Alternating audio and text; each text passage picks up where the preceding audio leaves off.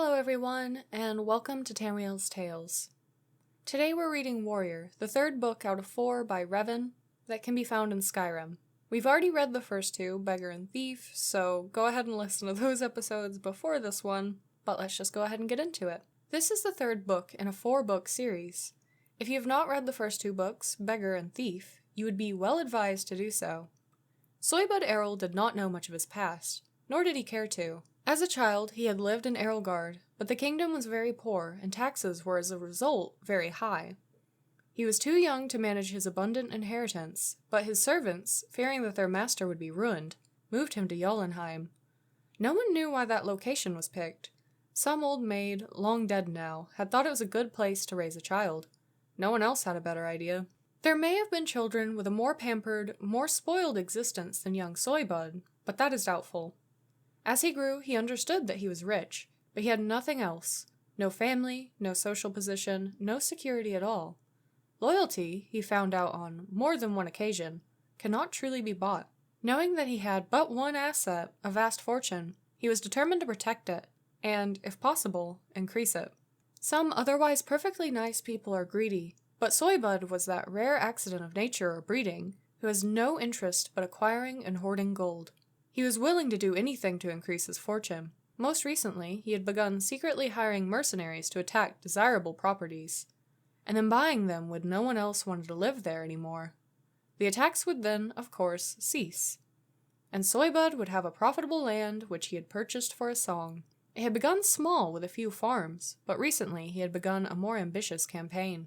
In north-central Skyrim, there is an area called the Alto, which is of unique geographical interest. It is a dormant volcanic valley surrounded on all sides by glaciers, so the earth is hot from the volcano, but the constant water drizzle and air is frigid. A grape called jasbay grows there comfortably, and everywhere else in Tamriel it withers and dies. The strange vineyard is privately owned, and the wine produced from it is thus rare and extremely expensive. It is said that the Emperor needs the permission of the Imperial Council to have a glass of it once a year. In order to harass the owner of the Alto into selling his land cheap, Soybud had to hire more than a few mercenaries. He had to hire the finest private army in Skyrim. Soybud did not like spending money, but he had agreed to pay the general of the army, a woman called Lucifitra, a gem the size of an apple. He had not given it to her yet. Payment was to be delivered on the success of the mission. But he had trouble sleeping knowing that he was going to give up such a prize.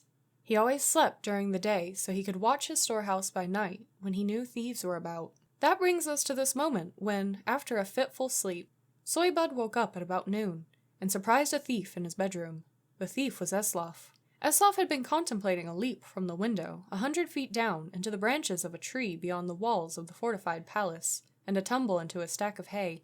Anyone who has ever attempted such a feat will testify that it takes some concentration and nerve to do such a thing. When he saw that the rich man sleeping in the room had awakened, both left him, and Eslaf slipped behind a tall ornamental shield on display to wait for Soybud to go back to sleep. Soybud did not go back to sleep. He had heard nothing, but could feel someone in the room with him. He stood up and began pacing the room.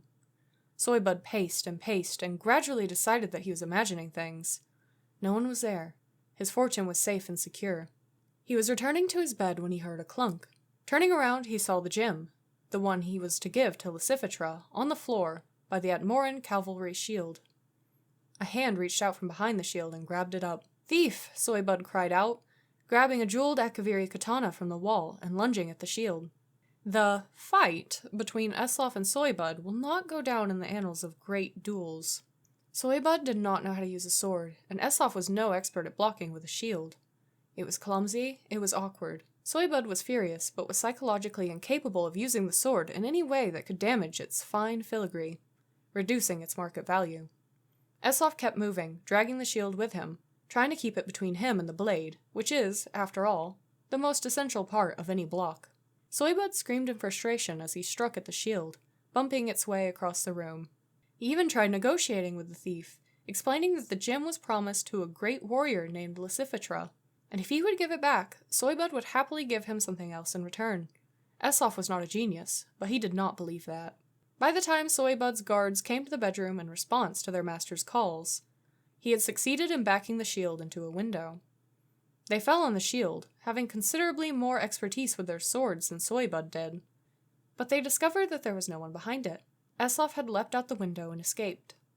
As he ran heavily through the streets of Jotunheim, making jingling noises from the gold coins in his pockets, and feeling the huge gem chafe where he had hidden it, Eslov did not know where he should go next. He knew only that he could never go back to that town, and he must avoid this warrior named Lucifitra who had claims on this jewel. Eslov Errol's story is continued in the book King, which we'll be reading next, so stay tuned. Thank you so much for listening today. I do hope you enjoyed it. If you'd like to support this podcast, maybe consider supporting my Ko-fi, Patreon, or Throne, all of which can be found by searching Tamriel with the extra LE at the end. If you're interested in watching the stories of the games, maybe check out my playthroughs on my YouTube, Tamriel.